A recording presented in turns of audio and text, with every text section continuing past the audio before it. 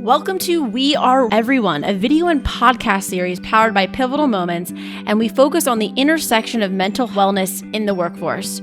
We bring together young professionals and mindful executive mentors to bridge the generational gap and bring to the surface conversations about the importance of mental wellness and how to overcome career tradition challenges. Mental wellness is paramount. Join us. Welcome to We Are Everyone. We have two very special guests today, as always. We have Jenny I'm going to butcher Shtipelman. it. No Shtipelman. worries. I got you. I always butcher. Sean Murphy's easier. We have Jenny Shtipelman. Shtipelman. Yeah, Shtipelman. Jenny's totally fine. Jenny S. Jenny S. She's the Senior Vice President at National Capital Bank of Washington. And we also have Sean Murphy. He's the 1455 founder and executive director. So both very exciting. Welcome to you both. It's St. Patrick's Day today. This will not be released on St. Patrick's Day, but we are recording on St. Patrick's Day. So happy St. Patrick's Day. Happy. So we like to always start off with a statistic around mental health. And so today's statistic is nearly 3/4 of workers are significantly less productive now, suffering stress and anxiety due to COVID-19. What trends are you seeing in the workplace when it comes to employees' mental wellness and disengagement / productivity pre-COVID and also in the COVID world? And this could also apply to, the community or clients of yours. Jenny, do you want to start? Ladies first. Sure. So it's interesting. This week is the 1-year anniversary when the world kind of came to a screeching halt, and it all happened very quickly, right? So essentially, at the middle of the week, we were told, "Hey, make sure you get everything you need out of your office on Friday, because more likely than not, you're not coming back to the office for an undetermined period of time." And so I found, and I'm not one of those people who works really well at home just because the refrigerator is right there and it's unhelpful to me, at least. And so I found that for me, it was, and I'm also an extrovert. And so it was a little bit tough in the beginning. However, the technology piece is what really helped bring it together. And then, Jen, as you and I have discussed, the rest of my kind of COVID pandemic experience was a little bit different because I've had to come into the office and really interact with a lot of people consistently. And so I've kept that up. Now, for the rest of our staff, it's been an interesting experience, at least the people that I interact with directly, because of all the other changes. The productivity remained, however, at different times, if that makes sense. Because people with kids obviously had to take care of those kids more during the day because there was no school or homeschool or whatever that is. And so we had more productivity in the off hours than we were potentially during the regular 9 to 5, right? Or 8 to 6 or whatever the normal schedule is. And we had to make a conscious effort to communicate clearly and consistently, where before it wasn't necessarily as much of a top of mind, at the forefront of your thoughts, as because it just happened, because you run into people in the hallway, you kind of pass by their offices or workspace on the way to where you're going. So interaction happened more naturally and organically before, as to where now you have to be conscious of making it happen yourself. And so in terms of mental wellness, it definitely has an effect and continues to have an effect. And I think that we just have to be really conscious about making an effort, consistent effort to maintain it. How about you, Sean? Yeah, I mean, first off, I think it's a great question because even, pre-COVID, I think generally speaking, as a society, we've done a pretty good job of not only spreading awareness of physical health, but, we've kind of fetishized it. It's a big business, whether it's the Peloton bikes or, any number of, being physically active, being healthy is incentivized. And I still think, although we've made tremendous strides in recent decades, the whole concept of mental health still seems almost a bit of a taboo. So I found it interesting when COVID started. I think for very understandable reasons, we were really focused on physical health, right? Not getting the virus, not spreading the virus, being as healthy as possible to, avoid unhealthy environments. And I think it crept up on a lot of people how, the ostensible gains of, I don't have to leave the house, I can work in my pajamas. There was some initial euphoria, I think, and it added productivity. But I think the mental health snuck up on a lot of people, and people started realizing the real capacity for burnout. The people that were, say, in a 1-bedroom apartment suddenly recognizing I need to get out of the house and I can't. But I think on a micro level too, what I've seen is this notion that what we've done with this virtual reality, no pun intended, which I think, speaking for my own organization, being able to be more inclusive and nimble and do virtual programming has been an amazing silver lining. But I think as a society, we've taken our email problem and now with Zoom, we've supersized it. So now the workday is 24/7 and the boundaries are increasingly small. So I think there's been a lot of burnout in the sense that, you don't have a 9 to 5 anymore. And again, in some ways that's empowering, but in some ways I think, we're driving ourselves crazy. So I think the desire to return to normal is not just so we can go to happy hour. I think people need that balance that we as Americans don't do a great job of keeping anyway. Yeah, I would 110% agree with that, Sean. I think, one of the words that I've been meditating on a lot this year are boundaries. And it's, I chose the year to set boundaries during one of the years. It's the hardest year probably to set boundaries, challenge accepted, Jen. But I think around that, it's like, the burnout is like, it's not the same type of burnout that we had before. The burnout we had before was like, all right, we need a day, you crash, you get back up. I think this burnout is like a constant burnout. And we're not even like, and I think that's the kind of that slug that you feel all the time. And that actually flows nicely into the next topic around mental fitness, right? I mean, a topic that at the Pivotal Moments we've been talking about, where we kind of shifted from mental wellness to mental fitness because they play both with each other. Mental wellness is kind of the activity of how are you going to deal with potentially that adversive thoughts or just keeping your mind. But mental fitness is let's be proactive about your mental health, right? So I just wanted to ask, and we can start off with Sean since Jenny took the last one. What do you think about when you hear the term mental fitness? Yeah, I think you just put it beautifully. Again, I would harken back to my earlier comment, which is just being aware it exists. Speaking on a personal level, for me, it's a constant challenge. Again, just like being physically fit, I do believe and endorse the notion of every day we need to be taking care of ourselves. We can't take care of others if we're not in a good space mentally. I think the mental impacts the physical and vice versa. So, for me, awareness is everything. And I think that applies across the board. If you're at least aware of how important it is or how detrimental it can be if you're not looking after it, again, I think it can creep up on you and then suddenly you're sick or you're burned out or you hate your job or you hate your partner and it seems to come out of nowhere. But I think if we're aware and present, whether it's meditating or exercising or for remembering to breathing deeply, trying to get good sleep, I think that's the foundation. And if you're physically in okay shape, I believe that impacts your mental health and vice versa. So we could go a lot deeper into that. But to me, really the fundamental thing, again, thinking about like America, is just being aware, period. Because I think we're good at compartmentalizing and brushing things under the rug until it comes back and bites us. Mm-hmm. It always comes back. And then we wonder what happened and where it came from. What was that feeling? Did I suppress that 2 years ago and it just came back? What happened? Oh no, we were not even aware of that 2 years ago. It's like it's brand new. Are you kidding me?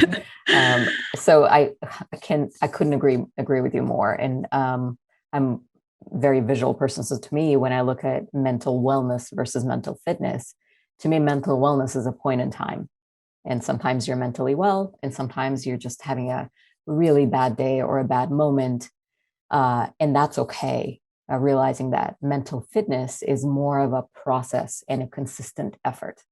So it's a practice, like you both were saying. And so me as a finance geek, I bring it back. Like, to me, mental wellness is a balance sheet, which is a snapshot of a condition in a space, as opposed to mental fitness is an income statement that shows progress over time, right? And so the way that I see it and the way that I look at it is, it's all about your habits, and it's all about being aware of your habits, and it's all also about giving yourself a little bit or a lot of grace with what your habits have been or are currently, because you're not stuck. This is not, set in cement where you can't change it. You can't start something new. You can't start a meditation, or you are bad at meditation, which is neither here nor there. Like, if you meditate, you meditate. And all of us, I think that we're bad, but until you actually do it consistently, you realize that you're actually good, and it's not what it's about. And even, going out for walks, whatever it is, and being aware of your mental state and what your body and mind need. And they may need different things at different times, right? Sometimes your body needs to move, and your mind needs to just listen to classical music at the same time. Or sometimes it's heavy metal, like whatever it is that you need to do in that moment is what it's okay. I actually, sometimes scrolling through Instagram, there's all these ads and stuff like that. And I saw an ad for, it's this little thing that looks like the Staples easy button, but it's actually called a 30-second dance party. And it's 30 seconds of electronic dance music. And so literally you hit it and it says 30-second dance party. And then it just goes for 30 seconds. And so I brought it to the office because there's definitely times when I just come out and I'm like, it's time. And I just jump around like a crazy person for 30 seconds. And then I'm like, all right, back to work. And so whatever it takes, and again, bringing back to what you both said, it's all about awareness.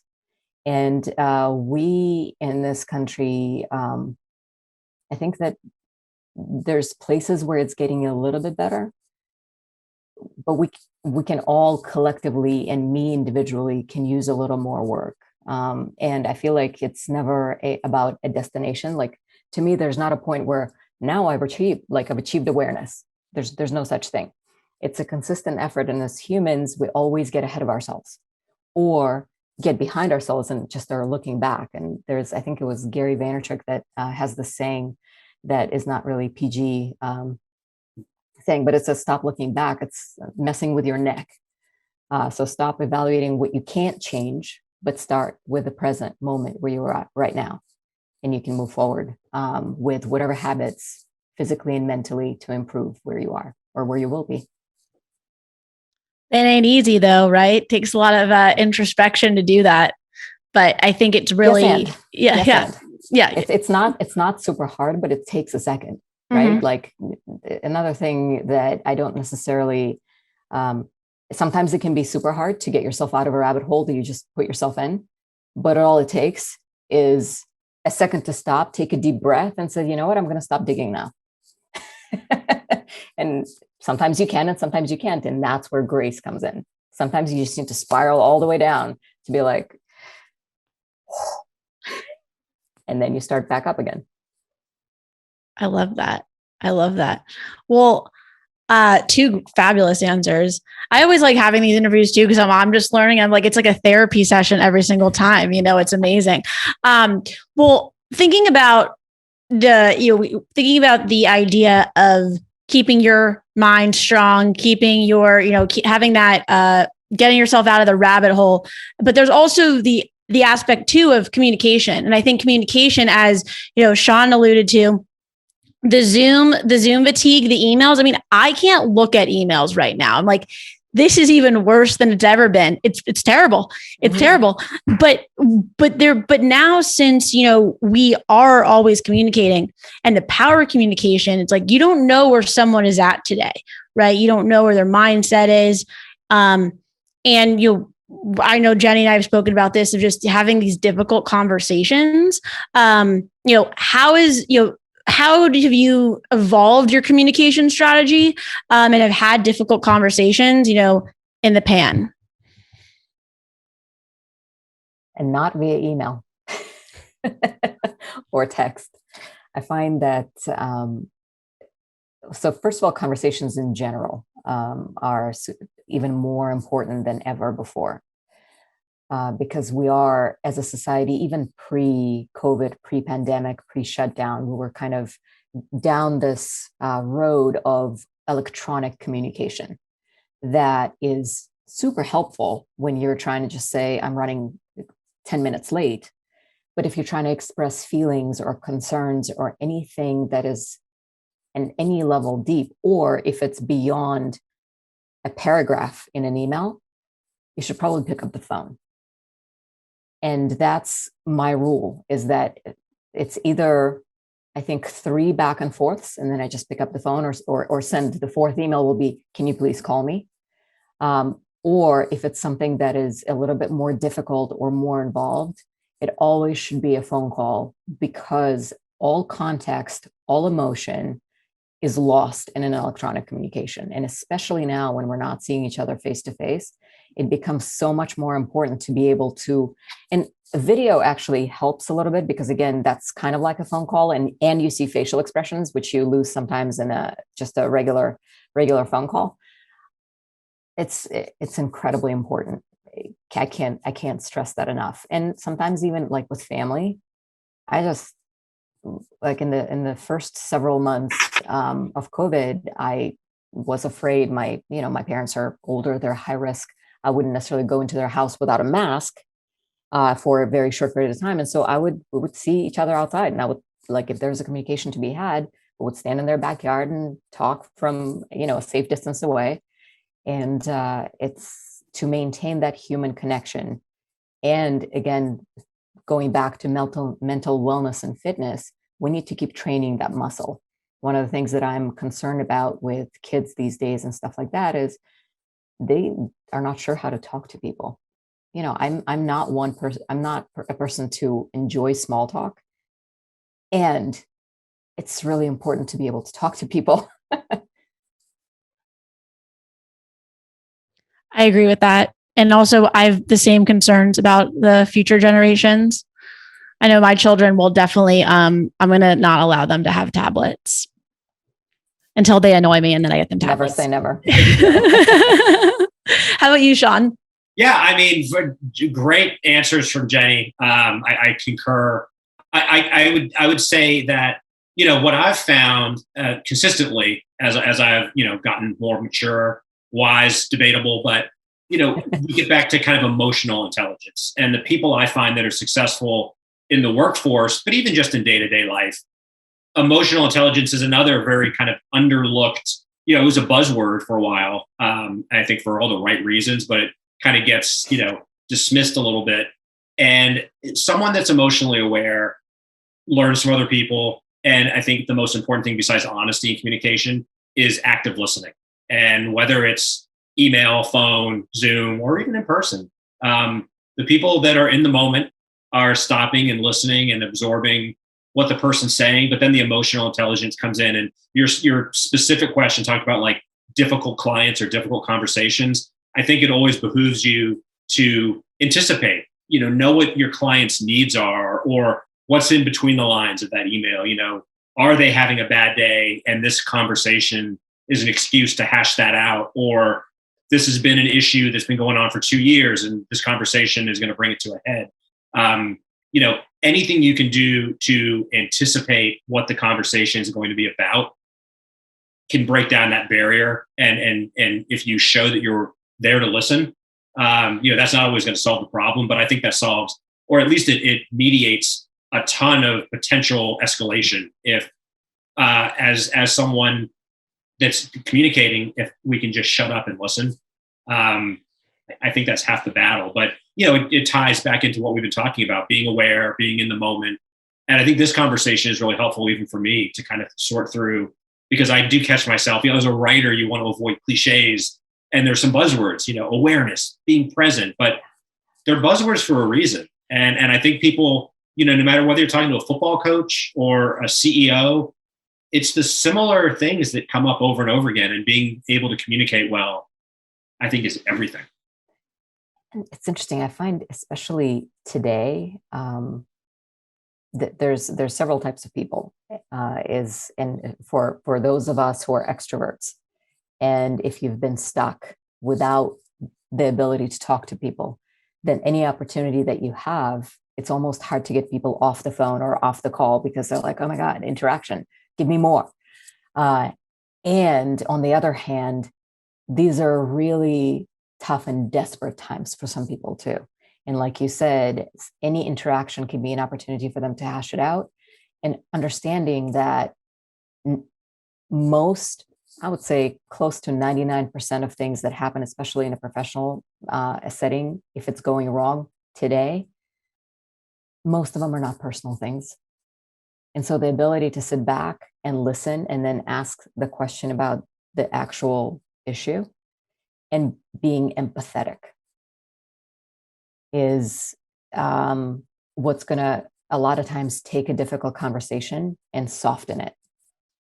And, again, with everything that in commercial banking has been a really interesting industry in the past year, right? And so having these conversations with people who are watching their livelihood circle the drain, right? They're scared, they're desperate, they don't know what's happening. There's so many emotions, and to be able to empathize and say, you know what, it's awful. I am so sorry that this is happening. And suddenly, it just takes it down several notches. And just to be able to say, hey, look, I understand, I'm doing everything that I can, has helped a lot of just de-escalate a lot of things.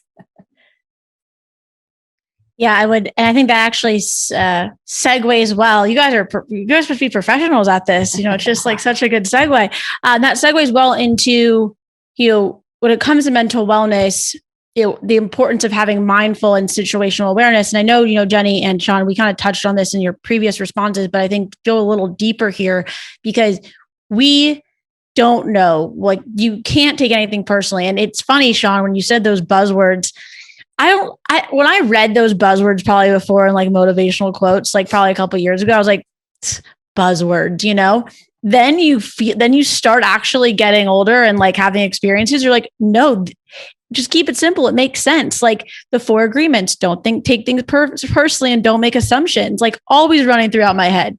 And I think having that mindful awareness, emotional intelligence is also another buzzword, but very applicable.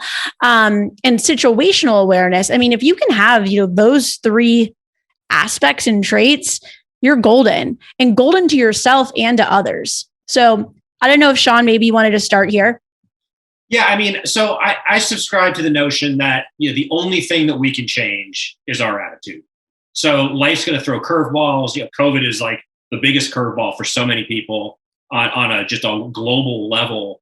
But kind of being at peace with unpredictability, or at least making friends with the fact that you can't control everything, and that implies, I think, to physical health, implies to mental health, financial well-being, but knowing that, having the attitude of being prepared, anticipating it, I think goes a long way.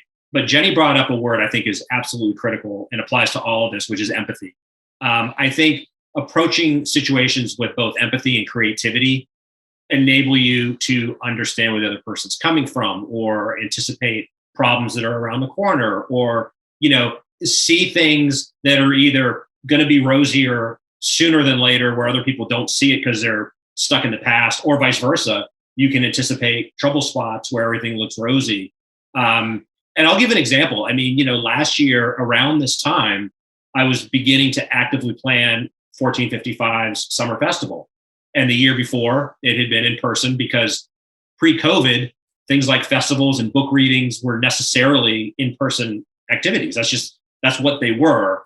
And I won't take a lot of credit, but I will say that I leaned in pretty early and I accepted it pretty quickly. Like, okay, this is not going to be a quick, fleeting phenomenon. This is going to be very disruptive, and it's not going to go away anytime soon, because we were looking at July. And I know my initial impulse was, well, by July, we'll be fine.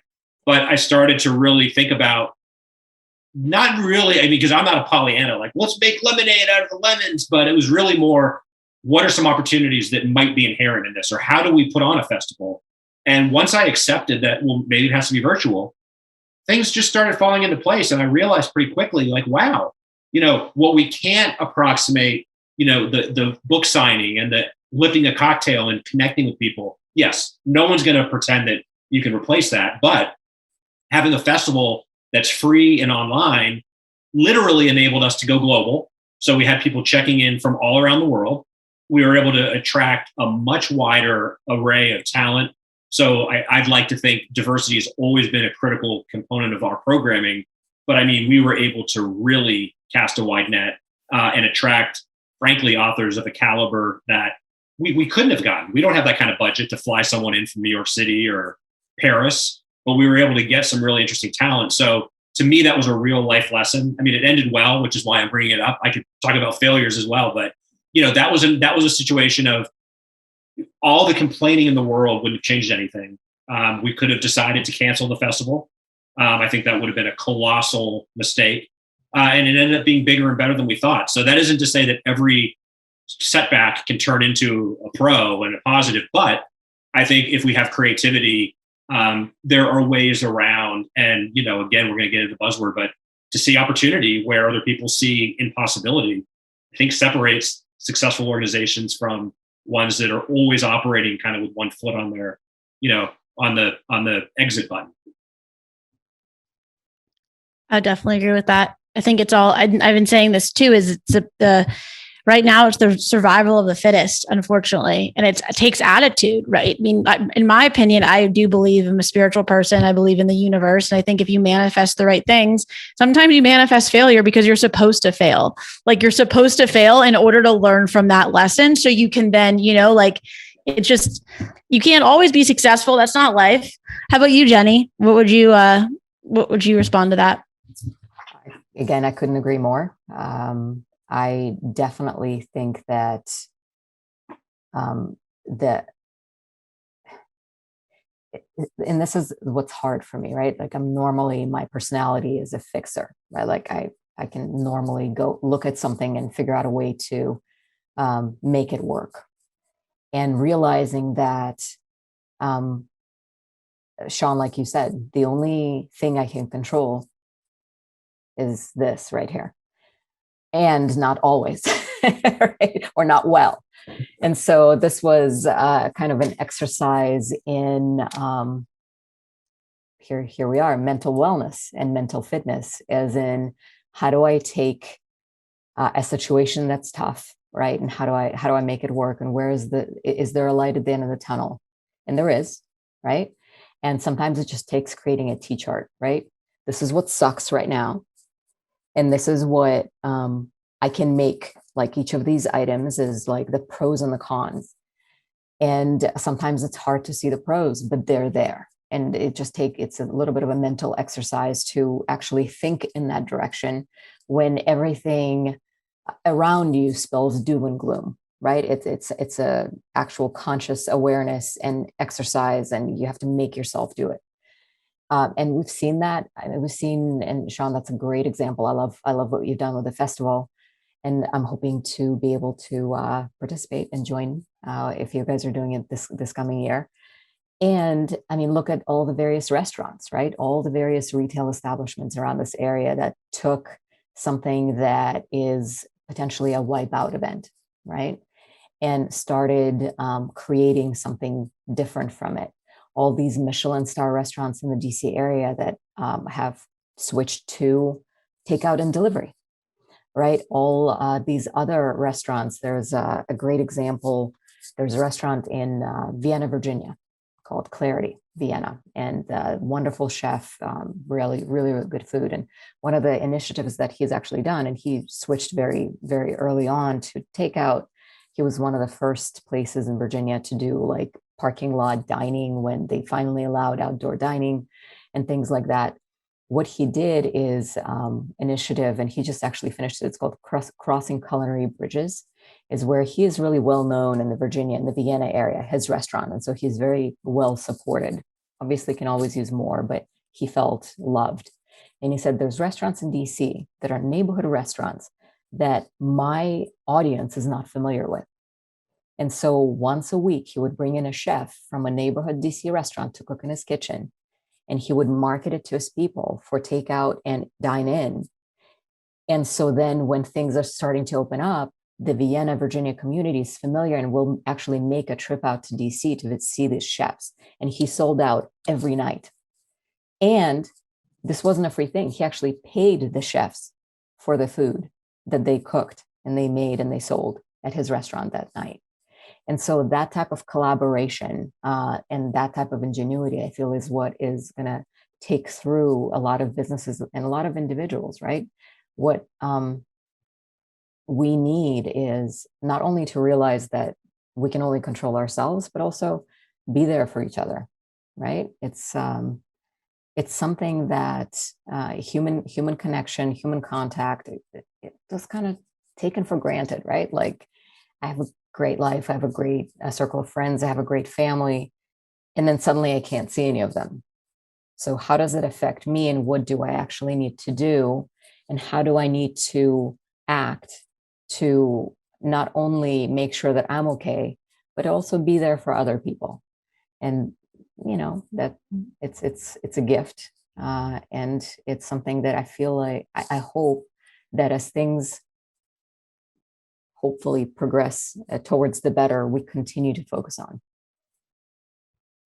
Very beautifully stated. And I think you hit the nail on the head too, where, taking care of ourselves, like, right. And also it's like, I mean, I know I'm a very family oriented person, and I don't think I've created kind of my own little circle of love, or, my friends have been really amazing this past year since I haven't been able to see my parents, but I don't really think since we're just kind of going, I don't think we actually take the time to realize, how is that actually affecting you right now? Like, how is that affecting the world where you can't see, you can't attend your grandmother's funeral? I mean, you can't even experience grief in the same way. I mean, that's something that, again, when it comes to also being mindfully aware and situationally aware, it's like, if someone's loved one is sick and, they're not able to see them, they're not gonna be able to be present in the same moment, and like just being able to have empathy, which comes back to that. So I thought that was very well stated from both of you. But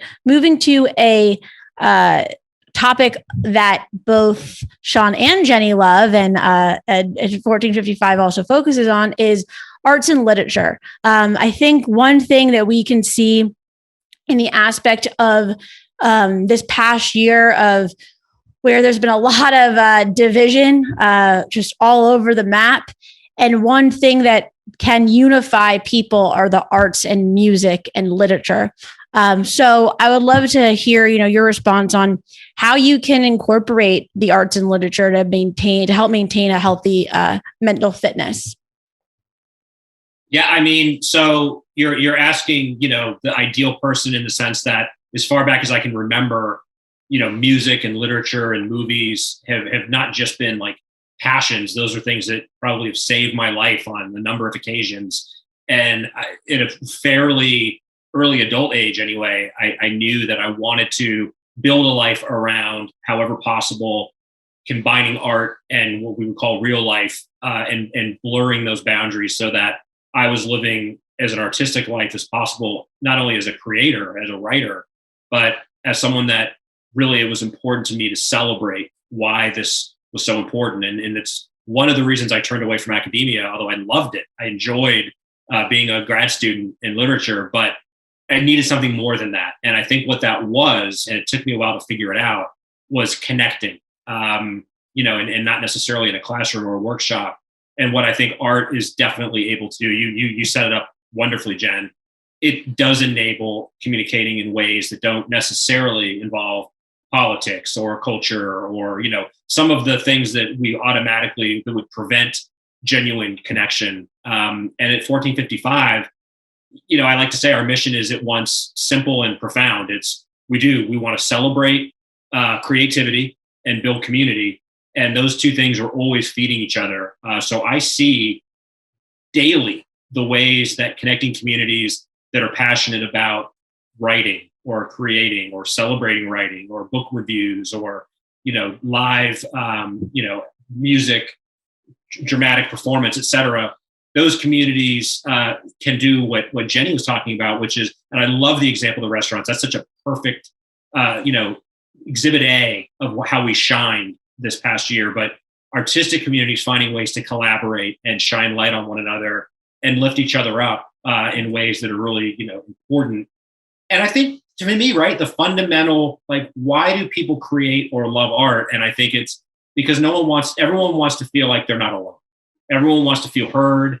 Everyone wants to know that what they're experiencing has been experienced. And it's just profoundly comforting to know that someone that writes in a different language, maybe from a different time, is articulating exactly what you're going through. There's something so human and affirming about that it is easy to celebrate. And then for me, rather than kind of have that book or that music, which we all, I think, enjoy our solitude time and enjoying those things, like watching a movie. Mm-hmm. But being able to talk about them and share them, I think, reminds us that we're human and reminds us that we're vulnerable and we're better off when we're able to find connection instead of always looking for ways to disagree about stuff. Absolutely. And I feel like we get so caught up in life is that we forget that as human beings, we are built, it's somewhere in our DNA that we appreciate art and beauty that it creates. Not just visual, but auditory. And it's funny, I always used to say that whenever I'm in the theater or Kennedy Center, I'm like, why don't I do this more often? I love this.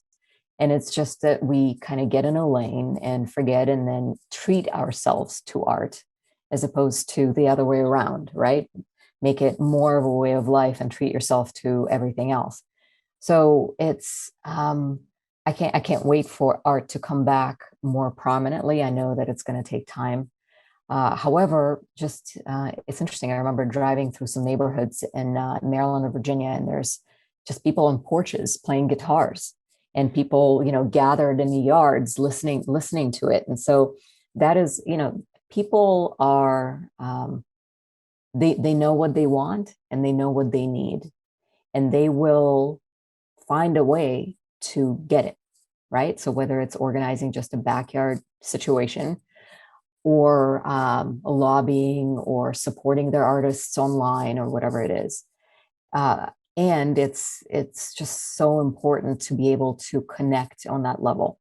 I have friends who love, and I think we all love, live concerts, right? So can't wait for that to come back. And what will it look like? And in the meantime, I would support a smaller situation or an outside venue. We all can't wait to connect not only to the art that we love, but also share the experience with other people who also love that same thing. It's all about connection on that same level. And Sean, like you said, that has nothing to do with some of these other things that are used to divide us as opposed to bring us together. I would, Jenny, that's such it's like an alley-oop for a slam dunk. I'll just add, there's nothing I can add. That's perfect. But I would just say, I think art, with a capital A, is just an antidote for cynicism. So I think a lot of our culture, a lot of our politics, is designed, aside from making money and blah, blah, blah. Mm-hmm. There's an inherent, division is good because it gets conversations going and the talk shows. Eyeballs. Yeah. Art is the exact opposite. It's like, what are we alike? We could speak two different languages. We could be completely different backgrounds and both weep at hearing this translated poem. So I think right now, I do agree that people that maybe took it for granted, a huge silver lining of this last year has been a recognition of how important these things are and that we shouldn't take them for granted. And maybe we reevaluate how we incorporate art and creativity, not only into our daily lives, but into our work lives and thinking about things that I think Jenny and I weren't taught necessarily when we were coming up. There were the ABCs of business, many of which are tried and true, but even thinking about creativity in a business place, I think used to be kind of scoffed at. And now people are recognizing we need liberal arts majors helping with marketing and we need good narrative. So creativity, I think, like I said, I do believe it's an antidote for easy cliched thought. And some people are frightened by that, but a lot of people are united by it. Wow, slam dunk answer right there. That just sparked. I don't know. Did you guys like have this call beforehand to like, synergize? Because that is so on point. I was actually talking to a partner of mine about this. He does a lot of our creative, and we were talking, he's like always like is between that line of like being in the art world and then also being in the business world, and like thinking about how to bring the arts to businesses, because like, and using film, using all these different mediums internally at big companies to like bridge people together and have like fruitful conversations. I mean, and there was always that dividing line. So, and as a, social impact driven millennial, I love the arts, I love the arts, and I like to incorporate that into my own work, but that lays up to the next topic where, there are 4 different generations in the workforce right now. Like, this is a pivotal time. We have the Gen Zers, we have the millennials, Gen Xers, we still got the baby boomers. They're, killing it, doing strong, all on Zoom now too. Who knew? And so I think I like to always, this is one of my favorite topics, because I'm someone who I can talk to a 75-year-old and I can talk to an 18-year-old in the same, and really being able to adapt to these different ages. But what are you seeing? How should, different generations communicate about, just mental fitness, mental fitness, frankly, and just how they're feeling. Because like you said, it's not necessarily the ABCs of business. It might be the core, but there's more now to it. So I just wanted to get your guys' opinion on that particular topic as well. Jenny, go ahead. Sounds good. So yeah, to me, it's really, really interesting. And I've been a student of actually like human behavior and different personalities for many years. It just always fascinated me. And so to me, what is even more important than age, though it is very important. I'll touch on that in just a second. What is important is, what is a personality style of someone, and how do they communicate and show appreciation, right? Like in a workplace, it's appreciation, and a partnership, it may be, in a relationship, it may be love. Like, how do they like to receive it? And since that's how they like to receive it, that's how they show it, right? And are they, an A-type personality? Are they a little bit more subdued? Are they super detailed and logical? And for me, based on that, I am able to observe people of various ages and then relate to them and talk to them in the language that they will understand better, right? And relate to better. Now, granted, and this is where, culturally the generations come in, your baby boomers and even some of the Gen Xers, you were taught to not show emotion. Everything is always fine. And it takes some time, I find, with people of that age, no matter what, even if you're speaking their language, so to speak, it will take several tries for them to actually start to open up. It's more of a lengthy process, as opposed to you ask a millennial or Gen Zer who's super outgoing and a people person, hey, how are you doing? And just be ready to be there for another half an hour, because you'll find out, they'll tell you. And so that, to me, is, the biggest thing is communication, and not assuming and not taking things personally. To be curious about the other person and what they bring to the table, without either assuming or feeling entitled to something, no matter what age you are. I feel like that is what is going to help bridge that gap. And also asking questions if you are confronted with a situation where that's how people are acting, right? It's just asking questions, and again, not taking it personally, because most of the time, especially in a workplace, if you've been there for a while, people will know you personally, but most of them don't. And one of the biggest things over the years that I've learned is, we live in this skin, we live our lives. And so the assumption is that everyone is super interested and knows what's happening in our head. And that is just not true. And to understand that, a facial expression is going to be read differently by everyone who sees your face. And you are the only person that knows what exactly that means. And unless you say the words, use your words, people are not going to know. So that to me is it's communication and awareness and those different communication styles and patience. Yeah, I mean, bravo, wonderful. I agree, and I think we talked about awareness, we talked about empathy. I think you just Jenny hit on a word that I don't think I had said yet, which I'm so excited and glad you brought it up, which is curiosity.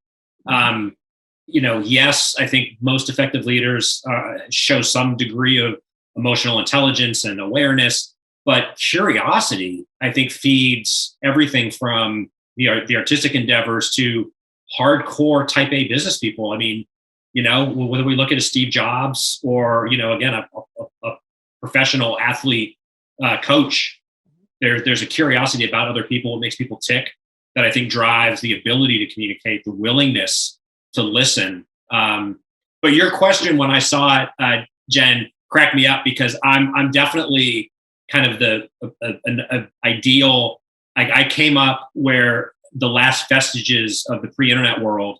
So, I mean, I came of age in an analog era, but I was at the cutting edge of .com and worked at a tiny company called America Online, which is my first day job.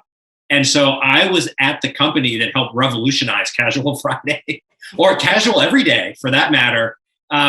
So much so that I wrote a novel loosely based on these experiences because it was such a petri dish of clashing cultures and this revolution that was occurring in real time. But one of the things that I have the most fond memories of, it's like equal parts horror and amusement, is remembering the executives that had to dress up for Casual Friday. And these were people that went to bed in a coat and tie and just could not be more uncomfortable with jeans and sneakers in the workforce. But the culture, and I always will give Steve Case huge props for this. He insisted from top to bottom that everyone wore casual clothes on Friday. So you had these, C-suite executives with their Hawaiian shirts on, and just, they'd rather be in a straitjacket. But what I think that did, and what it showed, it really exemplifies what Jenny and I are talking about: curiosity, awareness, open-mindedness. It inculcated this understanding that the world is changing. Shocker, there were the naysayers, this people are eating Cheetos at their desks and they're wearing T-shirts. And it's like, yeah, imagine having a workforce that's actually content and doesn't feel like they're wearing a three-piece suit and is uncomfortable and has to spend all that money on wardrobe. I think one of the things the 90s did is it really did revolutionize the concept of giving the workers some space and understanding that does take different types to tick, and actively promoting a diverse workforce where you recognize, this guy with the nose ring that 10 years ago would have been unhireable, no matter what his or her pedigree, is now our most creative engineer. And this guy, that still puts Grecian formula, and greases his hair back and can't talk, intelligently in an elevator, masters the spreadsheets. Like, you have to have all these different types. Yep. And that, I think the .com era, is very, is ripe for satire.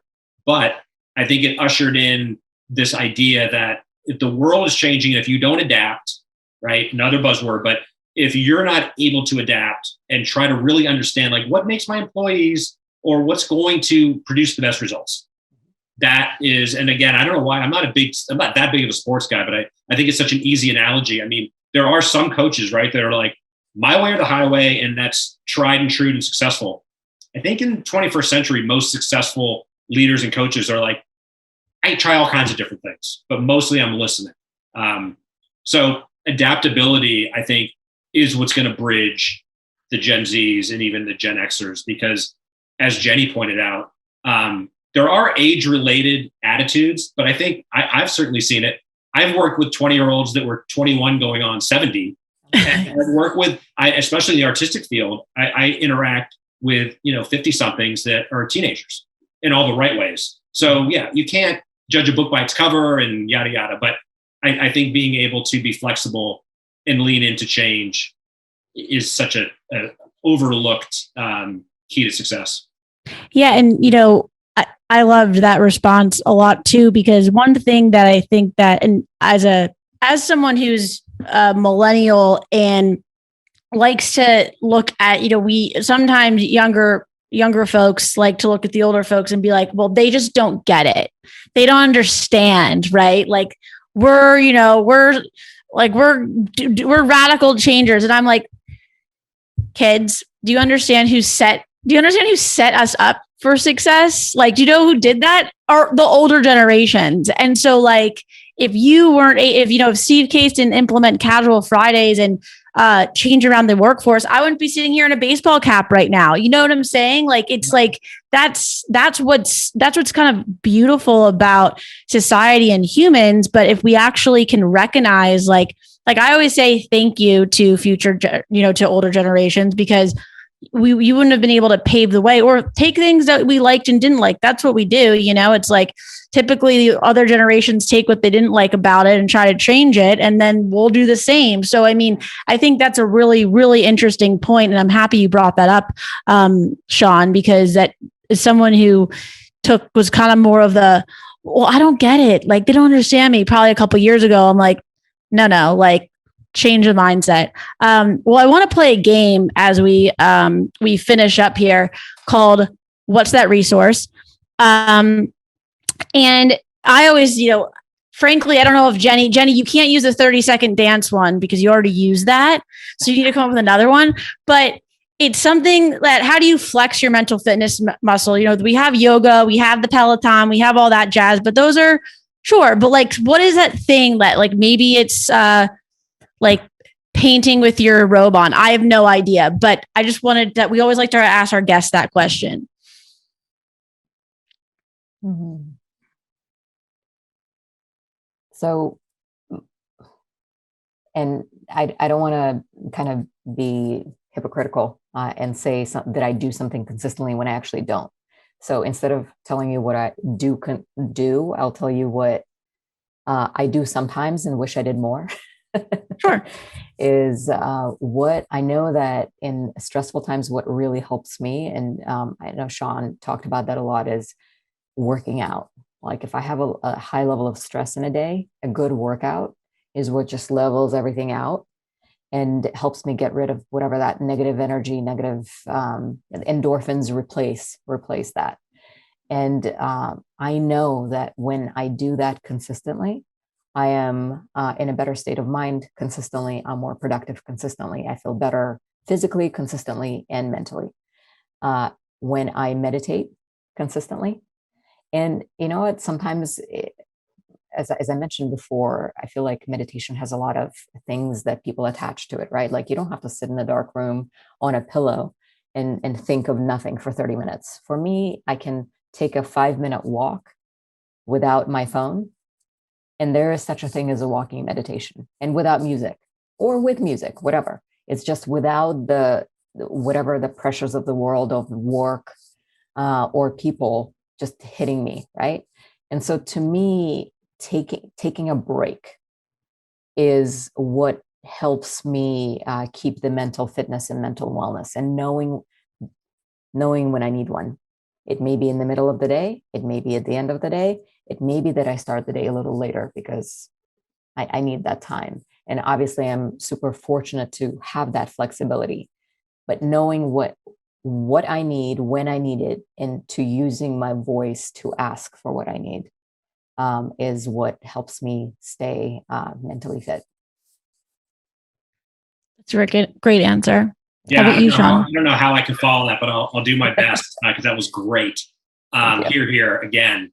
Yeah, I mean, a couple of quick thoughts, right? We've to kind of sum it up.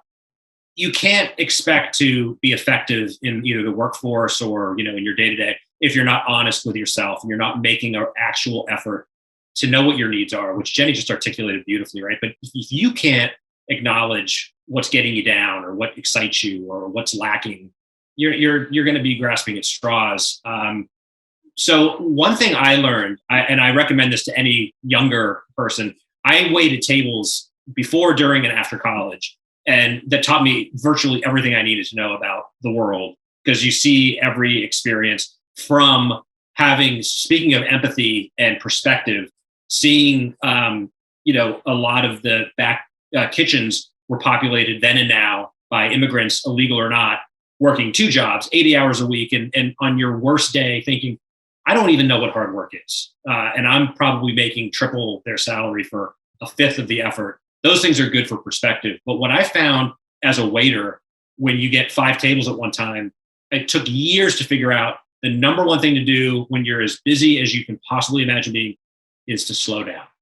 And when you slow down, you don't make mistakes as often. You're able to multitask. You're able to remain calm, even if you're going crazy inside. So I think that's another overlooked slowing down, which isn't to say, not get your work done on time, but slowing down and taking stock usually helps. But as far as an actual strategy, so I don't want to avoid your question, a specific kind of resource. I'm a dog person. Whenever I need an attitude adjustment, I remember what dogs teach us, which is you live in the moment. You're supremely grateful for being alive. Every minute that you're with the people you love, you're ecstatic. All you do is show that enthusiasm all the time, or else you're asleep. And as a human, I'm always humbled by my dogs and their ability to remind me, don't take yourself so seriously. If you're lucky enough to be alive, and Jenny, you put this perfectly earlier too. Like, yes, we all should acknowledge, I think we are doing it, but we all should always acknowledge we are so fortunate to even have these conversations and be in positions in our lives where we're able to pontificate. There's so many of our brothers and sisters out there that are struggling, and some people don't have the opportunity to reflect deeply because they're just trying to exist. But those of us that have the time to think and try to make the world a better place, it has to start at home. But I've learned as much from my dog as I've learned from any artist or anyone else, and I don't say that lightly. Like the idea of just being happy and grateful and appreciative of all the good things that are out there. I love that. Yeah, I love that. Well, dogs, literally one thing they do is provide you unconditional love. So, that, then you have unconditional love for yourself because it's a mirror, right? I mean, that's all. It's the best tactic ever. Well, I'll just say thank you so much. This is definitely, I don't say this to every interview. It's definitely one of my favorite interviews that I've had so far. So I really appreciate you coming on the show and taking the time, and just would like to remind our audience, we have Sean Murphy here. He is the executive director and founder of 1455, an amazing nonprofit. We will also promote Summerfest. That's a fun one to get involved in. We can get Jenny involved. We have Jenny S. She is the senior vice president at National Capital Bank of Washington. And I just want to thank you both. You can subscribe to We Are Everyone on iTunes, Spotify, all the things. I think that's also going to be in the outro, so I don't have to repeat myself. But thanks so much, guys. We'll catch you next time. Absolutely. Happy St. Patrick's Day. Thanks to both of you. It was an extraordinary pleasure. Thank you for tuning into another episode of We Are Everyone. You can subscribe to We Are Everyone on iTunes, Spotify, YouTube, and also be sure to visit www.pivotalmoments.org to learn more about the organization. And we also want to hear what mental wellness means to you. So you can follow us on social media, submit your video, and we will catch you next time. Thank you so much.